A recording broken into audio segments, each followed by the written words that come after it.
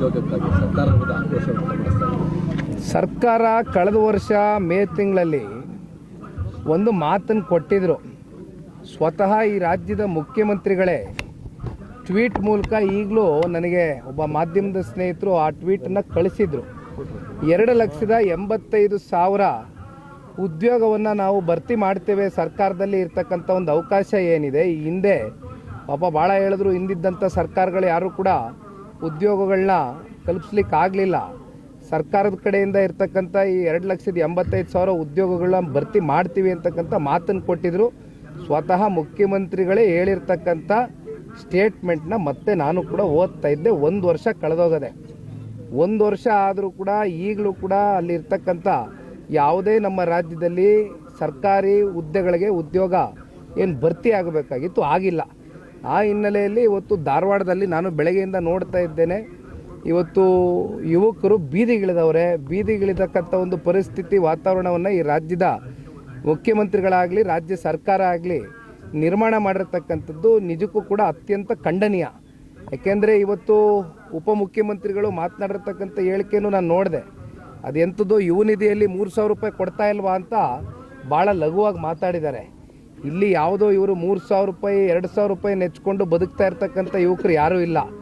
ಸ್ವಾಭಿಮಾನದ ಬದುಕು, ಸ್ವಾವಲಂಬಿಗಳಾಗಿ ನಿಂತು ಅವರ ಸ್ವಂತ ಕಾಲ ಮೇಲೆ ದುಡಿತಕ್ಕಂಥದ್ದಕ್ಕೆ ಉದ್ಯೋಗ ಸೃಷ್ಟಿ ಮಾಡಬೇಕಾಗಿರ್ತಕ್ಕಂಥದ್ದು ಸರ್ಕಾರಗಳ ಜವಾಬ್ದಾರಿ, ಅವ್ರ ಕರ್ತವ್ಯ.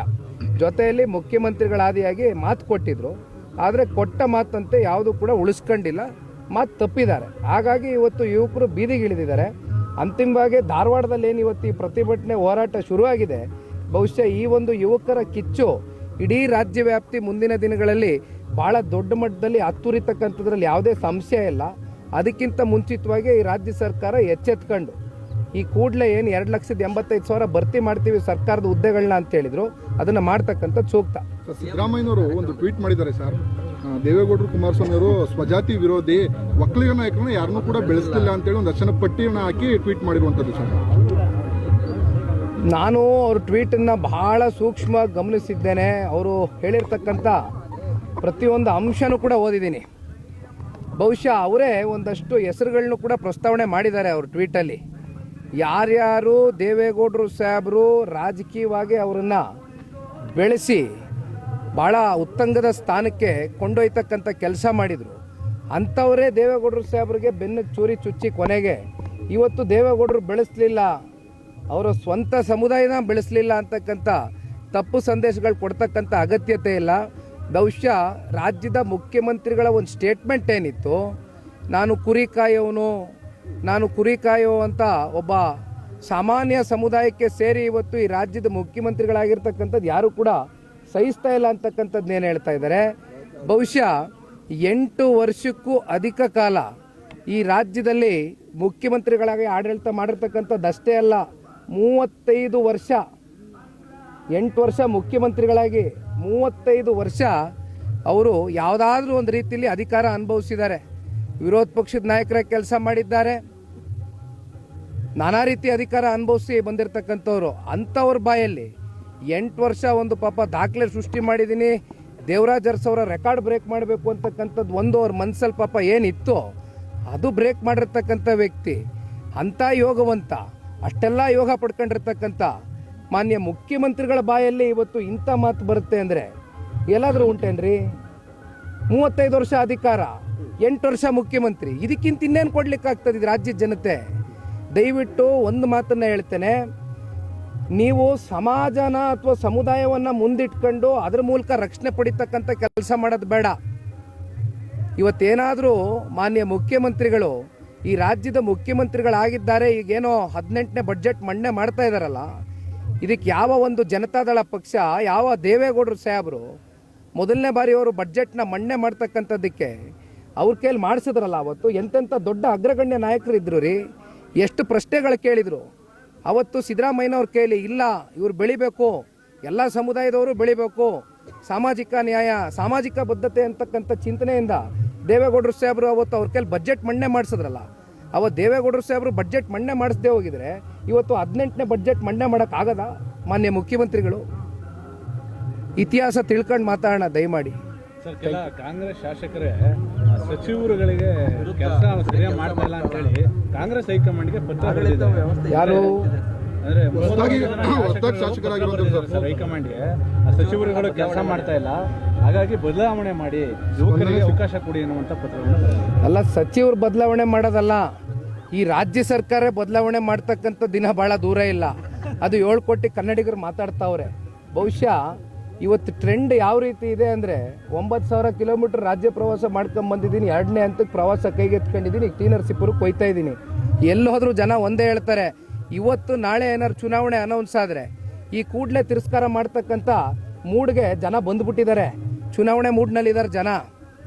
ಜಿಲ್ಲಾ ಪಂಚಾಯತಿ, ತಾಲೂಕ್ ಪಂಚಾಯತಿ ಯಾವಾಗ ಕಂಡಕ್ಟ್ ಮಾಡ್ತಾರೆ ಚುನಾವಣೆ? ಕೊನೆಗೆ GBA ಚುನಾವಣೆ ಇಲ್ಲಿ ನಡೀತಕ್ಕಂಥ ಏನೊಂದು ಗ್ರೇಟರ್ ಬೆಂಗಳೂರು ಅಥಾರಿಟಿ ಚುನಾವಣೆ ತೀಮಾರಿ ಹಾಕಿ ಕೋರ್ಟ್ ಮೆಟ್ಲತ್ತಿ ಅಲ್ಲಿಂದ ಡೈರೆಕ್ಷನ್ಸ್ ಕೊಟ್ಟ ಮೇಲೆ ಈಗ ಕೊನೆಗೆ ಜೂನ್ ತಿಂಗಳೊಳಗಡೆ ಕಂಡಕ್ಟ್ ಮಾಡಬೇಕು ಅಂತ ಹೇಳಿದ್ದಾರೆ. ಇನ್ನು ಜಿಲ್ಲಾ ಪಂಚಾಯತಿ, ತಾಲೂಕ್ ಪಂಚಾಯತಿ ಚುನಾವಣೆ ಕಂಡಕ್ಟ್ ಮಾಡಿದ್ರೆ ಬಹುಶಃ ಬೀದಿಗೆ ಬರ್ತಾರೆ. ಅವ್ರಿಗೆ ಗೊತ್ತಿದೆ ರಿಸಲ್ಟ್ ಏನಾಗುತ್ತೆ ಅಂತ ಕಾಂಗ್ರೆಸ್ನವ್ರಿಗೆ. ಹಾಗಾಗಿ ಅಣ್ಣ ಒಂದು ಮಾತು ಹೇಳ್ತೀನಿ, ಇವರು ಯಾವ ಸಚಿವರನ್ನ ಚೇಂಜ್ ಮಾಡಿದ್ರು, ಯಾರನ್ನ ರಿಪ್ಲೇಸ್ಮೆಂಟ್ ಮಾಡಿ ಬದಲಾವಣೆ ಮಾಡಿ ಇನ್ಯಾವ ಪುಣ್ಯಾತ್ಮನ ಕರ್ಕೊಬಂದು ಕೂರಿಸಿದ್ರು ಯಾವುದೇ ಬದಲಾವಣೆ ನೀವು ಕಾಣ್ಲಿಕ್ಕೆ ಆಗೋದಿಲ್ಲ. ಇವ್ರ ಮನಸ್ಥಿತಿಗಳು ಒಂದೇ, ಲೂಟಿ ಮಾಡಬೇಕು. ಇನ್ನು 2 ವರ್ಷ ಅದು ಎಷ್ಟು ಲೂಟಿ ಮಾಡಲಿಕ್ಕಾಗುತ್ತೋ ಲೂಟಿ ಮಾಡಿ ಕೊನೆಗೆ ಇಲ್ಲಿ ನಿಂತಿದ್ದೀವಲ್ಲ ಈ ಪುಣ್ಯ ಭೂಮಿನಲ್ಲಿ. ಕೊಟ್ರಲ್ಲ ಕಳೆದ ಚುನಾವಣೆಯಲ್ಲಿ ಕಾರ್ಡು 5,000 ರೂಪಾಯಿ ಕೂಪನ್ ಕಾರ್ಡು ಎಲ್ಲೋಯ್ತು? 5,000 ರೂಪಾಯಿ ಕೂಪನ್ ಕಾರ್ಡು ಹೋಗ್ಲಿ ಪಾಪ. ಈಸ್ಕೊಂಡಂಥ ಮುಗ್ಧ ಜನತೆಗೆ ಫಲಾನಾದರೂ ಸಿಕ್ತಾ? ಯಾರು ಫಲಾನುಭವಿಗಳಿದಾರ 5,000 ರೂಪಾಯಿ ಕೂಪನ್ ಕಾರ್ಡ್ಗೆ? ಅವತ್ತು ಚುನಾವಣೆ ದೃಷ್ಟಿಯಿಂದ 5 ವರ್ಷಕ್ಕೆ ಒಂದೇ ಚುನಾವಣೆ, ಒಂದೇ ಸಲ ಓಟ್ ಹಾಕೋದು, ತಿರಸ್ಕಾರ ಮಾಡೋಕ್ಕಾಗಲ್ಲ. ಮುಗಿದೋಯ್ತಲ್ಲ, ಕಳೆದೋಯ್ತಲ್ಲ. ಬಂದು ಆಮೇಲೆ 5,000 ರೂಪಾಯಿ ರೇಷನ್ ಕಿಟ್ ಕೊಡ್ತೀವಿ, ಇನ್ನೊಂದು ಕೊಡ್ತೀವಿ ಅಂತ ಹೇಳಿದವರು ಕಿತ್ಕೊಂಡೆ ಹೋದ್ರಲ್ರಿ. ಸಲೀಸಾಗಿ ಬಂದು ಒಳಗಡೆ ನೈಸ್ ಮಾಡಿ ಜನಕ್ಕೆ ಕೊಡಿ ಕಾರ್ಡ್ ಕೊಡಿ ಅಂದ್ಬಿಟ್ಟು ವಾಪಸ್ ಜೇಬ್ಗೆ ಹಾಕೊಂಡು ಹೋದ್ರು. ಇದು ಈ ರಾಜ್ಯ ಸರ್ಕಾರದಲ್ಲಿ ಇರ್ತಕ್ಕಂಥ ಶಾಸಕರ ನಡವಳಿಕೆ. ಸರಿ, ಮತ್ತೊಂದು ಚರ್ಚೆ ಸರ್, ಈಗ ಕುಮಾರಸ್ವಾಮಿ ಸ್ಪರ್ಧೆ ಎಲ್ಲಿ ಅಂತ ಹೇಳಿ, ಯಾಕಂದ್ರೆ ನಿಮ್ಮ ಒಂದು ಮಾತು ಬಹಳ ಚರ್ಚೆ ಆಗ್ತಿದೆ ಅಂತ ಹೇಳಿ ಸರ್. ಏನು ಚರ್ಚೆ ಅಣ್ಣ? ಯಾವ ಚರ್ಚೆ? ಚರ್ಚೆ ನಡೀತಾ ಇದೆ ಸರ್. ಅದು ಯಾಕೆ ಅಷ್ಟು ಡೌಟ್ ಮಾಡ್ತಿರಲ್ಲ? ಅಲ್ಲ, ಬರೋದೇನಿದೆ ರೀ? ಅಲ್ಲ ನೋಡಿ, ನಮ್ಮ ಪಕ್ಷದ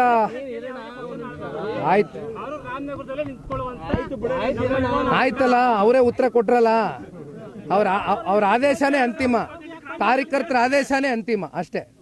ಎಸ್ಸಲ್ಲಿ ಹೇಳಿ ನಾನು ಓದ್ ಬಂದ ಕಡೆ ಪ್ರತಿ ಜಿಲ್ಲೆ ಪ್ರತಿ ತಾಲೂಕಲ್ಲೂ ಇದೇ ಪ್ರಶ್ನೆ ಕೇಳ್ತೀರಿ. ಒಳ್ಳೆ ಕತೆ ಐತಲ್ಲ. ಯಾವುದೋ ಒಂದು ಚುನಾವಣೆಯಲ್ಲಿ ಈಗ ತಾನೇ ಕಾರ್ಡ್ ಬಗ್ಗೆ ಹೇಳಿದೆ. ಇನ್ನು ಪಾಪ ರೌಂಡ್ ಅಪ್ ಆದಂಥ ವ್ಯಕ್ತಿಗಳು ಭಾಳ ಜನ ಇದ್ದಾರೆ. ನಿಖಿಲ್ ಕುಮಾರಸ್ವಾಮಿ ಮುಂದೆನೂ ರೌಂಡ್ ಅಪ್ ಆಗ್ತಾರೆ. ನಾ ತಲೆ ಕೆಡಿಸ್ಕೊಳ್ಳಲ್ಲ. ಯಾಕೆ ಹೇಳಿ? ಇಲ್ಲಿ ಜನಕ್ಕೆ ದುಡ್ದಿದ್ದೀವಿ, ಸರ್ವಿಸ್ ಕೊಟ್ಟಿದ್ದೀವಿ, ಕೆಲಸ ಮಾಡಿದ್ದೀವಿ. ಈ ಕುಟುಂಬ ಜನ ನಮ್ಮನ್ನು ಕಾಪಾಡ್ಕೊಳ್ತಾರೆ ಅಂತಕ್ಕಂಥ ಸಂಪೂರ್ಣ ವಿಶ್ವಾಸ ನನಗಿದೆ. ಜೊತೆಯಲ್ಲಿ ನನ್ನನ್ನು ನಂಬ್ಕೊಂಡಿರ್ತಕ್ಕಂಥ ಕಾರ್ಯಕರ್ತರು, ಮುಖಂಡರು, ನನ್ನ ವರ್ಗನ ನಾನು ಬೀದಿ ಪಾಲ್ ಮಾಡಿ ಹೋಗ್ತಕ್ಕಂಥ ಪಲಾಯನವಾದಿ ರಾಜಕಾರಣ ಮಾಡ್ತಕ್ಕಂಥ ಪ್ರಶ್ನೆ ಇಲ್ಲ. ಆಯ್ತಲ್ಲ? ಪದೇ ಕೇಳಬೇಡಿ. ನಾನು ರಾಮನಗರ ಪದೇ ದಯಮಾಡಿ ಹೇಳ್ತೀನಿ, ಫಿಕ್ಸ್ ಆಗಿ ಹೋಗಿದ್ದೀನಿ. ಯಾವುದೇ ಅನುಮಾನ ಬೇಡ.